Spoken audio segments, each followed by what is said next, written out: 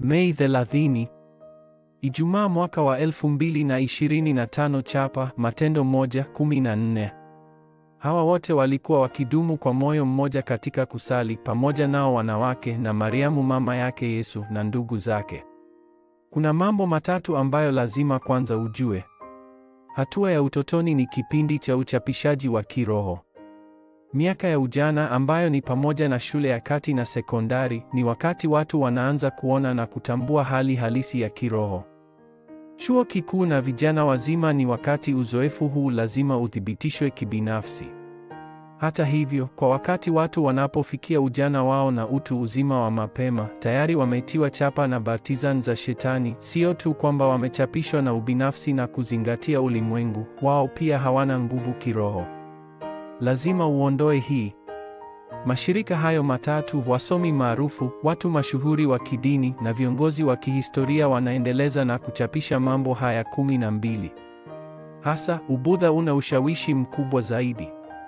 Matokeo yake, Wakristo wamepoteza mfumo wa kiroho unaohitajika kwa maombi, kwa mashirika haya na dini.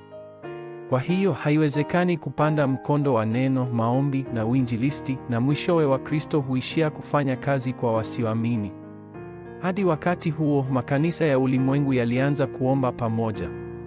Haya yote ni maombi yenye maana, lakini maombi ambayo yanabadilisha chapa za mtu ni maombi ya kibinafsi unayoyaomba ukiwa peke yako. Yesu alifundisha mambo ambayo lazima yatupwe kwa wanafunzi kwa miaka 3 wakati wake wa huduma ya umma.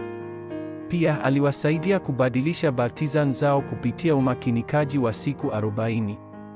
Wanafunzi walipata uzoefu wa maombi katika chumba cha juu cha Marko walipokuwa wakimakinika kwa siku 10.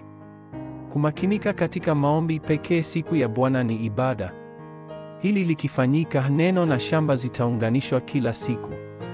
Ni wakati huu kwamba mada za maombi za kanisa zitaundwa. Kuanzia wakati huo na kuendelea, kufurahia 24, majibu 25 na kutoa changamoto kuelekea umilele zitaonekana. 1.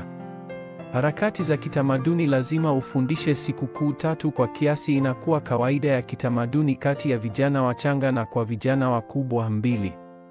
Batizan kamili. Ufunguo wa kuinua batizan kamili ni mlima Kalvari, mlima wa Mizeituni na chumba cha juu cha Mark. 3. Urithi wa milele. Urithi wa milele uliotolewa na Mungu lazima uwe batizan yako. Hii ni batizan 7. Kuanzia sasa lazima uingie kwenye umakinikaji wa aina 3 ukishikilia 777. Kulinganisha mataifa 237 na makabila 5,000 lazima yawe kiwango chako. Basi masharti wasaidie Remnant na TCK. Utakuwa ufunguo wa kuingia katika mataifa 237 na makabila 5,000. Ombi la agano. Mungu Baba, na ufungue macho yangu ili kuokoa mataifa 237 na makabila 5,000. Nipe majibu na kazi za kufunga nguvu za giza ziweze kutokea.